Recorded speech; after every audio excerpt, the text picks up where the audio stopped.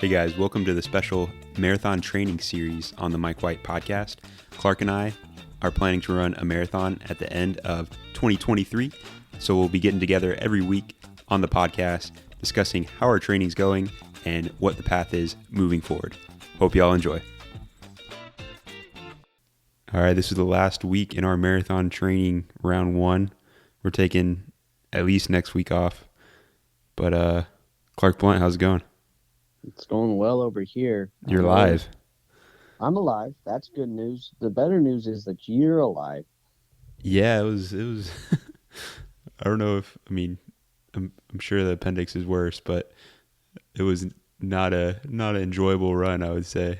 It's haven't ran that far in a long time. Or ever, Yeah. 26.2. Well, I'll let you. I want to hear your whole journey. I've kind of have a couple of observations looking at your splits, but I want to know how you felt. Okay, yeah. Well, can we start out with a health update, because you kind of left us with a cliffhanger last week. Well, yeah. So the inflammation has gone down. So we're all good there.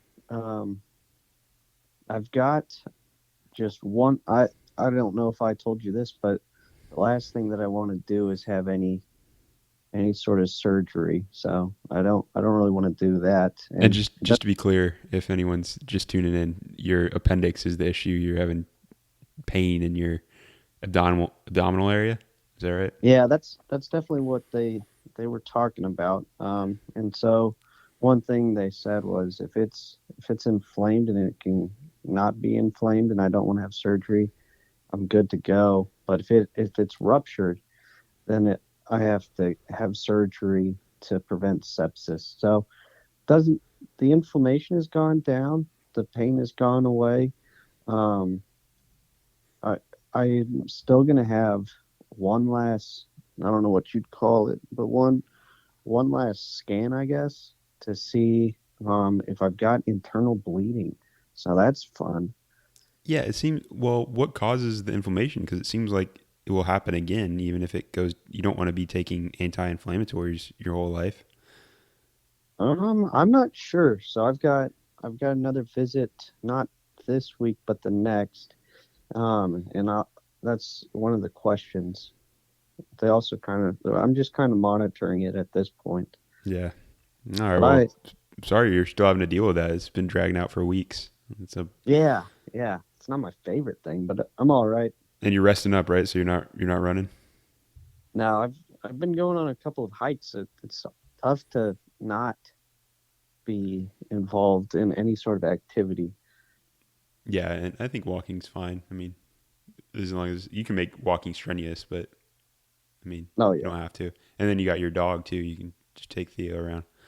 yeah. Theo prefers it. But anyways, all right, let's dive into this. Yeah. So I went ahead and set a time because I know marathon day. It's not going to be able to change the time. So 6:45. Woke up at about 4. Had 3 eggs and some avocado, some like jalapenos, onions. Mixed that all together for breakfast. Had some coffee, and then like about right before I left, so about 30 minutes before running, I had one of those electrolyte pills, ultra salts from that Pure Vitamin Club, and that kind of upset my stomach a little bit, but not crazy.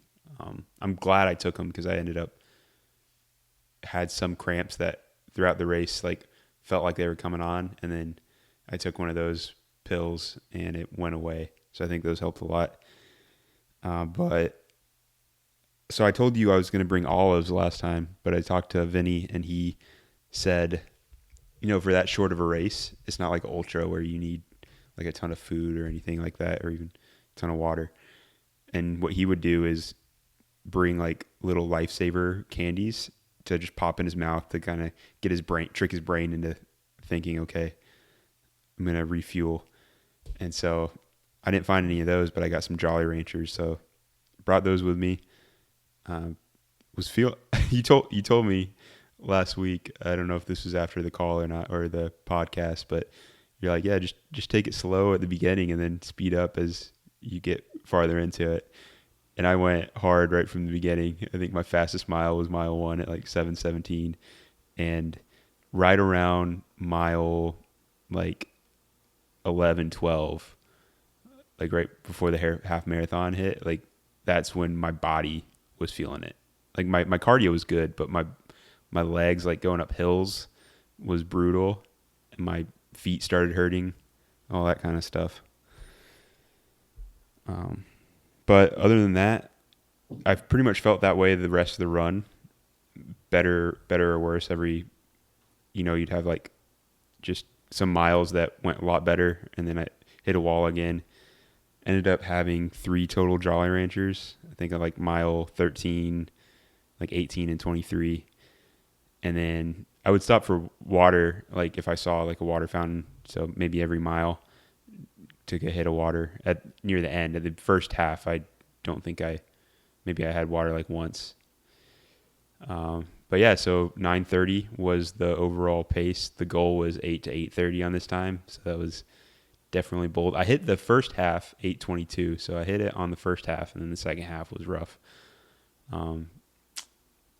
But really, I was pleased with my cardio. I never felt like I was breathing heavy, but I think this next part of training, I need to really focus on getting in the miles, because just my body was taking a beating, and I wasn't really. I think 2.5 hours was the longest we ran, and that I started cramping at the end there. So I'm not used to running. I don't think my body is used to running that far.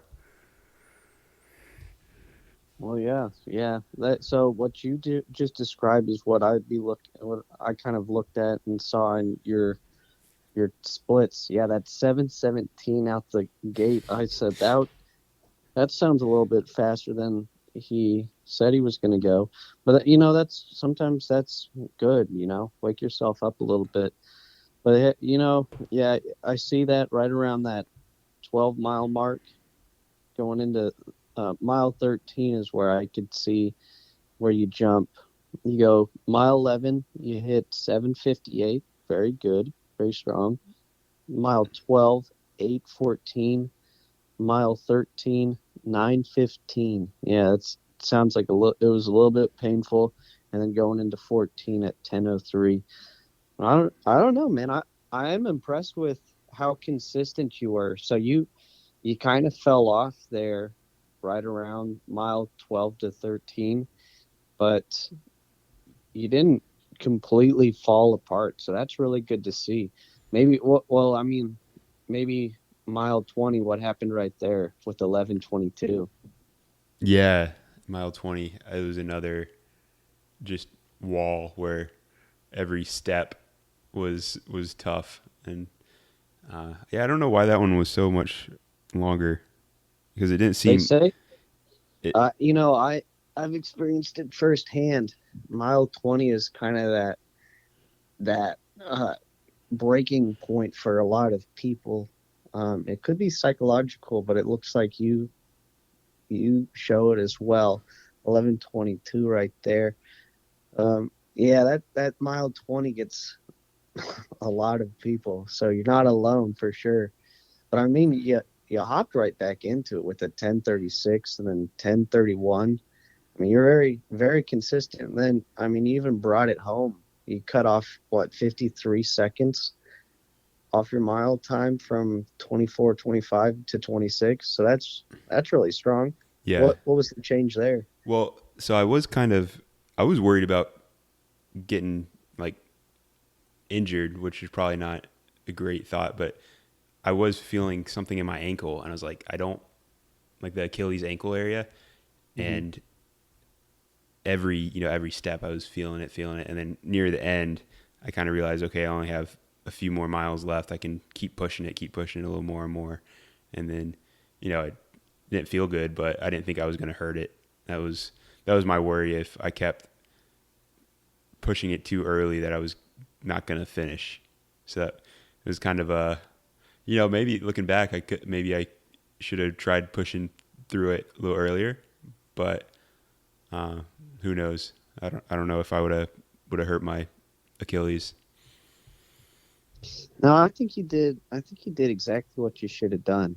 Um, as far as how everything went here, I think this was a good gauge of where you want to be. I think next time what we're gonna have to do, and this is for certain, we're gonna have to run this together, and we'll have to figure out a good way to to set up the time to start, have everything all set up. And I might have told this story in the past. I used to have a teammate. He was national champion, Kennedy Kitaka. He used to run his long runs, and what he would do is he would bring like gummy bears or Skittles or Starbursts, and he would eat those along his run too. And he always told me, he's like, I don't think it's the best thing to do, but it's something it's something that he would do to just keep a little bit of energy in him.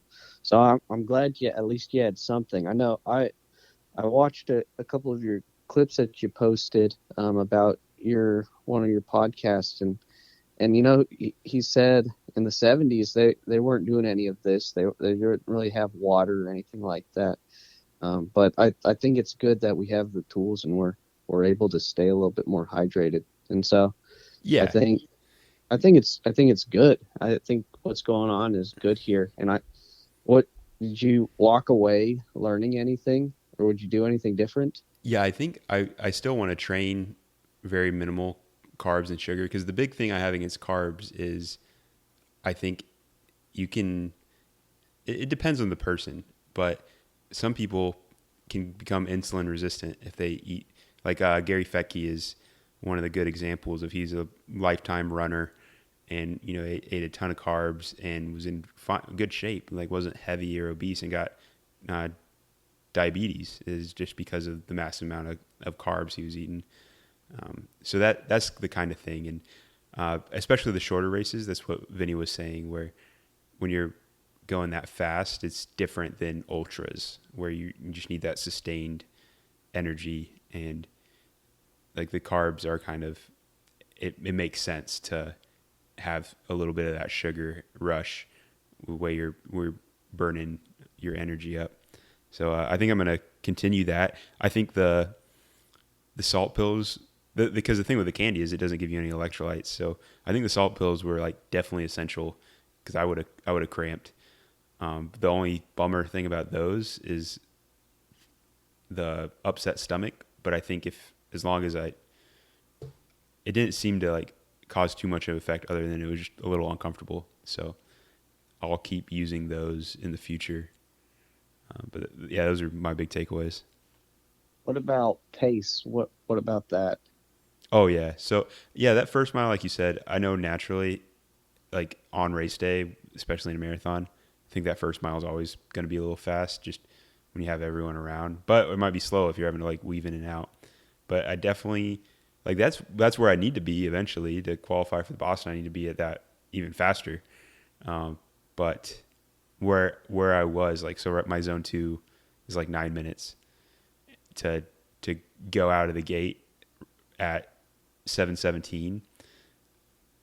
I probably should have stuck to maybe 9 minutes, maybe done zone 2 for like at least a good 5 miles. I don't know if you think that would have been a good idea.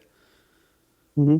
But the ultimately, I think as we train, the zone 2 pace should get faster to keep that heart rate. Your zone 2, you will get faster and faster.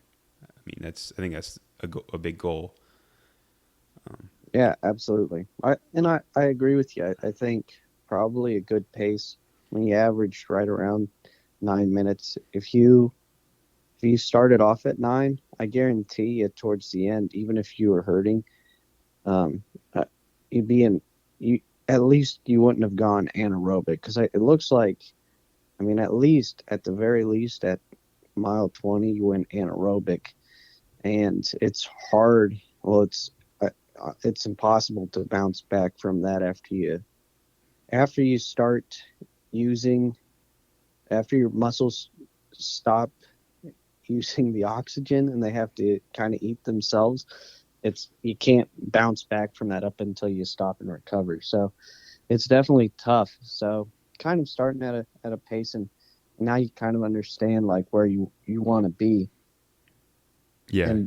and maintaining a pace and controlling it yourself instead of just hanging on. I think it's going to really change a lot of things. So I'm I'm excited that you kind of have your diet figured out, and you know exactly what you're going to do. I think that's really good news. I think it's tough to figure everything out in one marathon, but at least it sounds like you knew exactly how it went and what you want to do for the next one. I don't know. Do you, when you are running, do you ever think about your stride? Because that helped me today whenever I was not feeling great. I thought Mm, about just trying to open up my stride and be just consistent, like period, like a clock. Try to keep that same pace, like a grandfather clock. I don't know if you ever think of that. absolutely. Yeah, I used to, when I was in a tough spot, what I used to do is I used to try to link up my breaths with my steps. And Hmm. so just finding I don't know if that makes Oh any yeah, sense, no, definitely. but it's finding a rhythm. And so just establishing a rhythm and just focusing entirely on that and just running to that makes the biggest difference.